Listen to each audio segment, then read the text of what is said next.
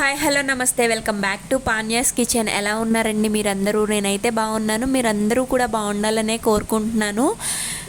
ఈ వీడియో ఏంటంటే మొన్న 2 days బ్యాక్ వర్షం పడింది కదా కొన్ని ఏరియాలో. అంటే సమ్మర్లో వర్షం పడింది అనుకోండి, సమ్మర్లో ఉండే వేడికి వర్షం పడితే చాలు కొంచెం చల్లగా వాతావరణం మారిపోతుంది, బాగుంటుంది అనిపిస్తుంది. మనం సిటీలో ఉండే వాళ్ళకైతే అలా అనిపిస్తుంది, బాగుంటుంది వర్షం పడితే. కానీ పల్లెటూరులో ఉండే వాళ్ళకి చాలా పెయిన్ ఉంటుంది అన్నమాట. అది ఎలా అంటే, రైతులు పంటలు పండిస్తారు, ఆ పంట చేతికి రాదు, పొలంలోనే ఉండిపోతుంది. అనుకోకుండా గాలిదుమ్ములు వర్షం వచ్చిందనుకోండి సమ్మర్లో, అటు ఇంటికి రాక పంట చేలోనూ ఇదిగా ఉంటుంది. ఇంకా ఆ కష్టం రైతుకే తెలుస్తుంది, ప్లస్ రైతు బిడ్డలకు కూడా తెలుస్తుందన్నమాట. ఎందుకంటే వాళ్ళు వర్షం వచ్చిందనుకోండి, ఆ పంట ఎలా ఉంటుంది అంటే నేలకు పడిపోతుందన్నమాట గాలి వల్ల. ఫర్ ఎగ్జాంపుల్ మా అమ్మ వాళ్ళు పండించేది మొక్కజొన్న కదా, ఇట్లా గాలిదుమ్ములు వచ్చినాయి అనుకోండి, మొక్కజొన్న కంకులు కింద నేలకి పడిపోతాయి. అవి ఇరవటానికి రావు, కండులు తడిచిపోతాయి. ఇంకా ఇరిసే టయానికి ఒక వర్షం 2-3 రోజుల్లో తగ్గిపోయినా కానీ ఆ తర్వాత వాటిని స్టోర్ చేసుకోవడానికి ఎంత కష్టమో కదా. తడిచిపోయిందనుకోండి మొక్కజొన్న ఊరికనే మొలకలు వచ్చేస్తాయి, అది అమ్ముడుపోవటానికి కూడా కష్టమే అన్నమాట. కానీ సిటీస్లో ఉండే వాళ్ళు వర్షం పడితే బాగుండు అని కోరుకుంటాను.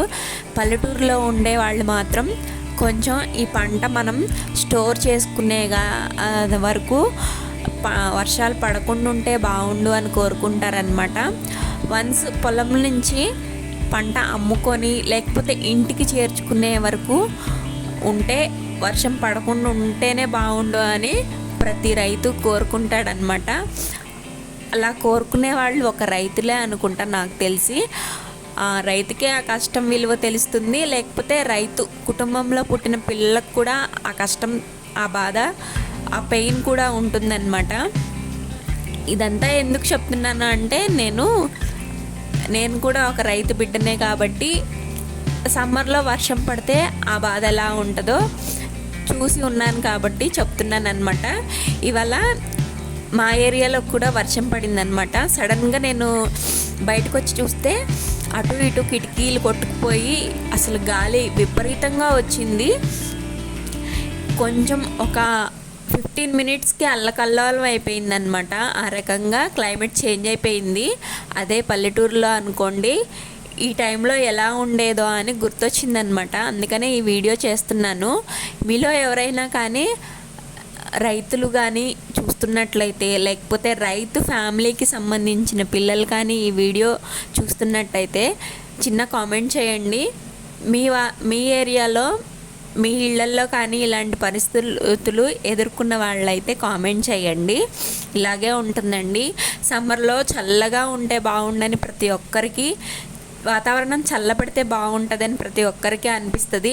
కానీ చల్లపడే టయానికి చల్లబడితే ఇంకా బాగుంటుంది. కానీ అనుకోకుండా ఇలా వర్షాలు వస్తే పంటలు పండించే వాళ్ళకి మాత్రం చాలా కష్టం అన్నమాట.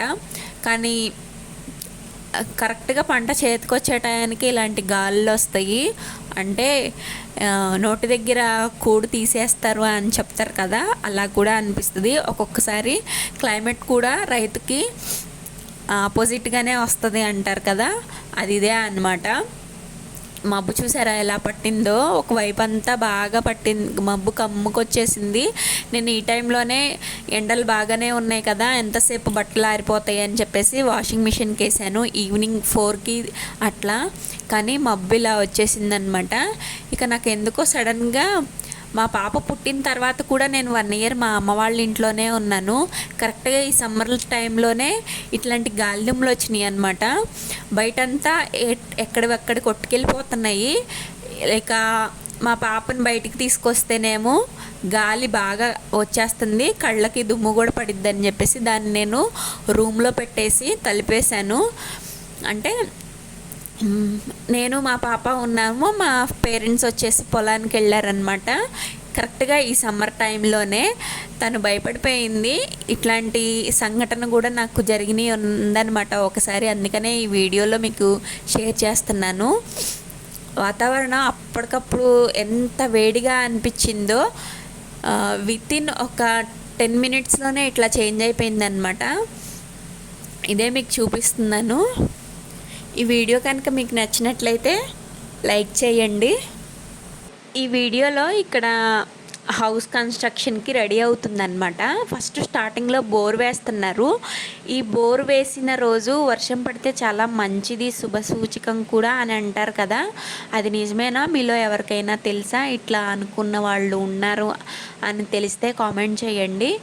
ఇదండి ఇవాళ వీడియో నచ్చితే లైక్ చేయండి. కొత్త వాళ్ళు అయితే సబ్స్క్రైబ్ చేసుకోండి. మన ఛానల్ వాళ్ళైతే ఛానల్కి సపోర్ట్ చేయండి. Thank you for watching.